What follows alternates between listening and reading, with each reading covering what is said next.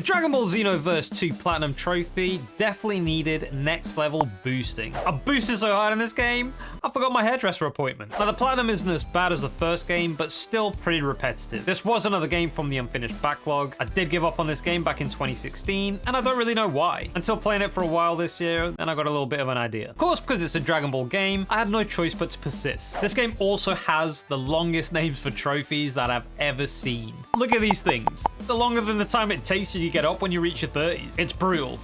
Trust me. This is ranked as a 4 out of 10 in difficulty, so it's a B rank quest in Faruski clan rating. This was my platinum number 111. When I first played it, I popped 67% of the trophies, so I only needed another 13 trophies to pop the platinum. 7 bronze, 5 silver, and 1 gold. Although they're all pretty time consuming, which means I had a hell of a lot of work to do. With that said, what the hell are we waiting for? Drop my beat!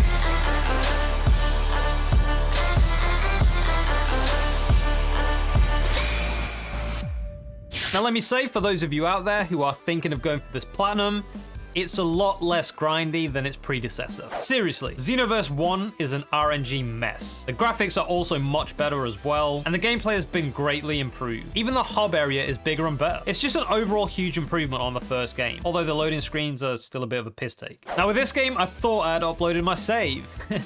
But I didn't. Back to this again. Of course, because of this, I had to start the game from scratch. Luckily, I managed to carry over a few things from my Xenoverse 1 save, but the rewards weren't amazing. I created a new character, similar to my old one, but with a more updated hairdo. I did this after creating this ugly and completed a mission with him. I didn't realize saves could be transferred from the last game at this point. Only found out after using my Sharingan to read the terms and conditions quick time. Oh, on a side note, the main menu music is an absolute banger.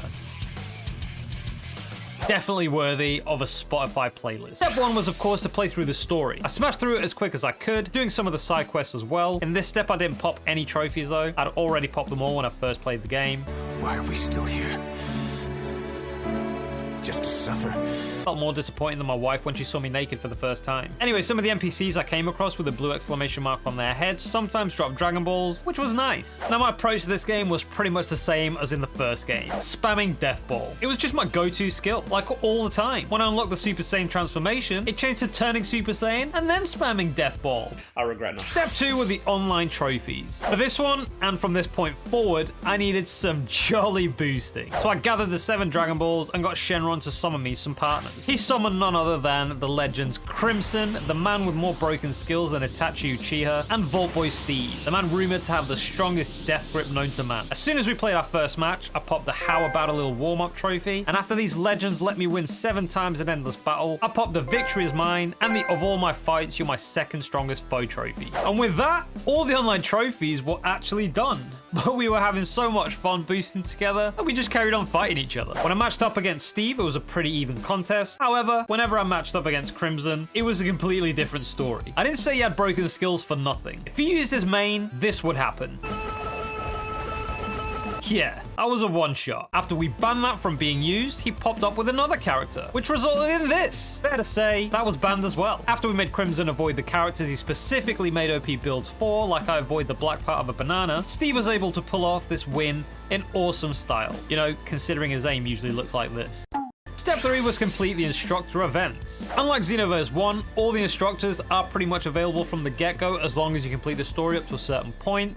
And you don't even have to do all of them. On top of that, they all appear in the hub area in specific places, so no RNG for these. Although the special training events with Krillin and Yamcha are random. I also did the training quests and advancement tests when they became available as well, so I could start closing in on getting half the skills. There are a crap ton of instructors in this game, which means this took a hell of a long time, especially the stupid milk delivering missions for Krillin. This felt pretty traumatic. Not as traumatic as a finger up a Chihuahua's ass, but pretty close. At this point, I started realizing why I gave up on this platinum in the first place. While training with instructors, I was unlocking the advancement tests at the same time. Now, to reach the final advancement test, you need to Z-rank all the previous ones. Gruesome, I know. Also, the hit instructor quests are absolute bullshit. Straight up unfair. When I eventually completed the final quest in advancement test, I popped the Wanna Be the Next God of Destruction trophy, and when I completed 10 of Krillin's Milkman missions, I popped the Tra-la-la-la-la trophy. Homelander would be proud. There were still a few instructors that were unavailable by this point, but I just figured it was because I needed to unlock the rest of the roster. I also needed to do Yamcha just turtle stone collecting quests a few more times for that trophy as well, and since these are RNG, I moved on to the next step, hoping these would trigger at some point. Step 4 was to complete the expert missions. Once again, Steve and Crimson joined me for this step because these expert missions were no joke. Of course, because Crimson was now fighting with us and not against us, we lifted the ban for his hacks ability. This was a ton of fun with these boys. Without them, I think it would have been pure torture. Anyway, as expected, Crimson's hack skills came in very, very handy. Instead of obliterating me, he obliterated the enemy. Now, some of these missions were pretty challenging. The Omega Shenron one was a bigger challenge than trying to finish pleasuring yourself with 1% battery life on your phone, until of course Crimson busted out the Emperor's Death Beam. What a beast. Once we reached the last few expert missions though, they became absolutely ridiculous, especially number 15 with a boss rush. But like all anime,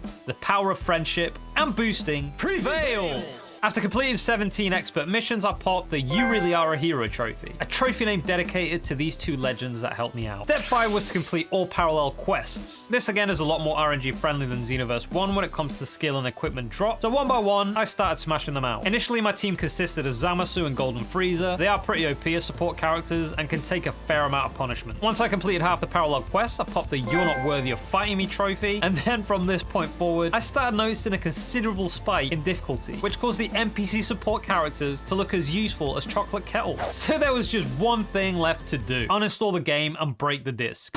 And that would have probably happened if I didn't have these two legendary boosters on my side. These two were the Sam to my Frodo. With them on my team, or as some like to call it, carrying me, I completed all the parallel quests to pop You're the Second Foe to Push Me This Far trophy, which meant that sadly, this was all I could boost in this game. And just like Shenron After a Wish, these two boys scattered all over the earth into 7 magical balls. Step 6 was the cleanup. By this point, I didn't have that many trophies left, but arguably the most grindy one. I'd amassed a healthy amount of TP medals and Zenny while completing the previous step, so I went to the skill shop to obtain half of them and popped the People of Earth Please Lend Me Your Energy trophy. To get half the equipment, however, was a different story. For this one, it felt like I was right back into the first game. I had to grind out parallel quests after buying everything from the clothing shop and accessory shop, as well as give Majin Buu's offspring food so they could gather items. These games just can't help themselves. They just have to add RNG. They just have to. Anyway, when I eventually got half the equipment, I popped the Bad Guys Always Wear the Coolest Clothes trophy, which moved me on to the next trophy, which was to unlock all characters and variations. So again, I repeated Parallel Quest 4 countless times to gather the 7 Dragon Balls 4 times. I just defeated the 3 time patrollers that show up after defeating Krillin, Yamcha, and Tien, since they will have a high chance of dropping Dragon Balls. I'll also point out the drop rate is a lot more forgiving for Dragon Balls in this game, especially since you can get them from random NPCs in the hub world with blue exclamation marks on their heads, and as random rewards for logging in. Either way, once I wished the 4 extra characters from Shenron to unlock the remaining characters, I popped the I've Come For You trophy. With that done, I only had 2 trophies left. Hands down, the most repetitive one. First and foremost, I created a Majin character and leveled him up to 35 to obtain the special transformation for this race, which is just a Kid Buu transformation. Next, I created a human character and got him to level 35 to obtain the special transformation for this race, which was the Power Pole, basically a super OP flying Nimbus rider. Instantly reminded me of Crimson. And I'm not gonna lie,